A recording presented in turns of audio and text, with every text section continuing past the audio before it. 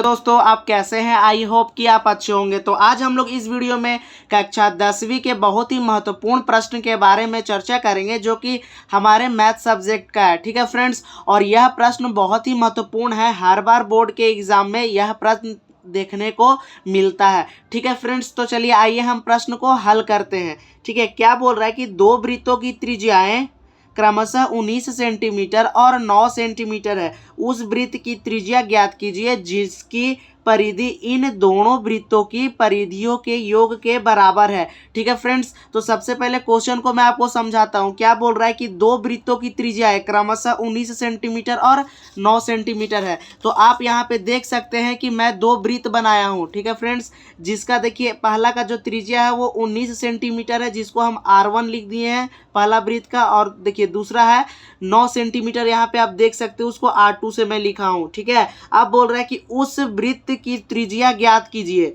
जिसकी परिधि इन दोनों वृत्तों की परिधियों के योग के बराबर है। तो उस वृत्त को भी हम बनाए हैं फ्रेंड्स। ठीक है, बोल क्या रहा है कि उस वृत्त का, यहाँ पे फिर से उस वृत्त का त्रिज्या ज्ञात कीजिए। ठीक है, जिसका देखिए जिसका क्या होता है कि परिधि इन दोनों वृत्तों की परिधियों के योग के बराबर है, यानी इन दोनों वृत्त का परिधि बराबर होगा इस वृत्त के परिधि के, क्योंकि परिधियों के योग के बारे में बात कर रहा है। ठीक फ्रेंड्स, तो सबसे पहले देखिए हम क्या किए हैं कि एक वृत्त बना लिए 19 सेंटीमीटर का और एक 9 सेंटीमीटर का। ठीक है, तो पहले मैं लिख लेता हूं कि माना कि R1 बराबर 19 सेंटीमीटर। यहाँ पे सबसे पहले जब हल करेंगे वहां पे हम लिख लेंगे, क्या लिखना है कि माना कि R1 बराबर कितना है 19 सेंटीमीटर।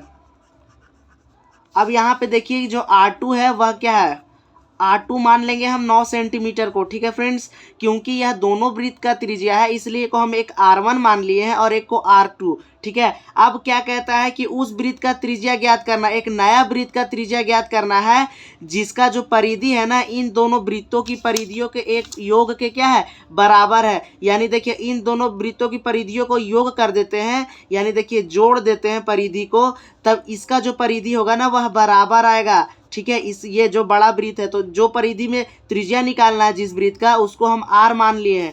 तो ठीक है, तो यहाँ पे आपको एक बार लिखना होगा कि नया वृत्त का त्रिज्या।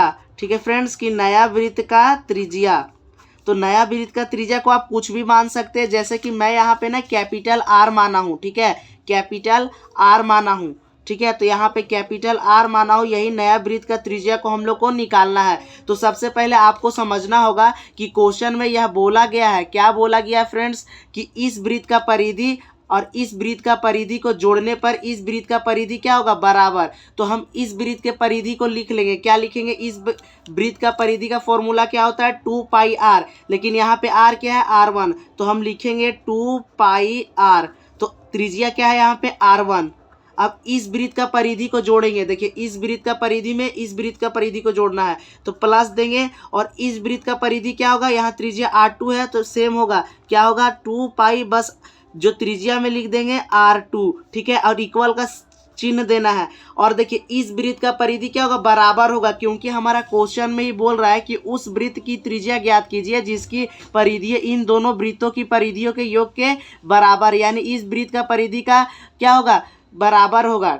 ठीक है, इस दोनों का परिधि का योग, तो यहाँ पे हम इस वृत्त का परिधि भी लिख लेंगे 2π, और यहाँ पे देखिए R चूंकि कैपिटल है तो यहाँ पे हम कैपिटल वाला R लिख लेंगे। ठीक है, अब इसको सॉल्व करना है, तो देखिए सॉल्व कैसे करेंगे, देखिए कॉमन ले लेंगे, देखिए यहाँ कॉमन है 2π इसमें भी है और 2π इसमें भी है, जो दोनों तरफ रहता है उसको हम कॉमन लेते हैं। तो यहाँ पे देखिए कि 2π क्या हो जाएगा हमारा कॉमन हो जाएगा, 2π कॉमन ले लेंगे इधर से तो क्या बच जाएगा R1 कोष्टक में, अब प्लस इधर साइड से जब 2π ले लेंगे तो क्या बचेगा R2 कोष्टक में लिखना है जो बचेगा। ठीक है, उसके बाद बराबर के इधर साइड क्या है 2πr।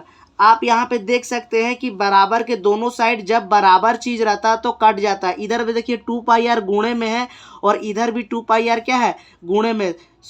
सॉरी फ्रेंड्स, यहाँ पे देखिए मैं फिर से आपको बताता हूँ कि देखिए 2π इधर ना गुणे में है और इधर भी 2π क्या है गुणे में, तो ये 2π क्या होगा कट जाएगा, फिर हमारा क्या बचेगा R1 प्लस R2 बराबर क्या होगा R, जो कि हम नया वृत्त का त्रिज्या पूछ रहा था तो लिखे थे कि नया वृत्त का त्रिज्या बराबर R, यानी R अगर चाहिए होगा तो R1 में R2 जोड़ देंगे। तो यहाँ पे देखिए कि R1 क्या है, यहाँ पे आप देखिए कि R1 यानी पहला त्रिज्या क्या 19 सेंटीमीटर, तब यहाँ हम कर देंगे 19, अब प्लस है तो प्लस देंगे फ्रेंड्स, ठीक है। और R2 क्या हमारा देखिए यहाँ पे 9 सेंटीमीटर, तो R2 को लिख देंगे 9। अब बराबर होगा किसके, R के, तो इन दोनों को जब जोड़ेंगे तो हमारा कितना आएगा 28, ठीक है।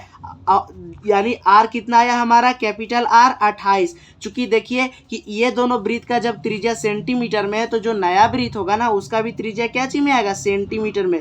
यानी R जो नया वृत्त का जो त्रिज्या है वह कितना है 28 सेंटीमीटर है, जो कि हम लोग नया वृत्त का त्रिज्या माने थे। और क्वेश्चन में भी बोल रहा था कि उस वृत्त की त्रिज्या क्या कीजिए, ज्ञात कीजिए, तो हम लोग ज्ञात कर लिए हैं। तो उस वृत्त का त्रिज्या कितना होगा 28 सेंटीमीटर। तो आई होप फ्रेंड्स आपको इस क्वेश्चन को समझने में आसानी हुई होगी। तो चलिए हम फिर मिलते हैं एक नए वीडियो के साथ, तब तक के लिए जय हिंद दोस्तों।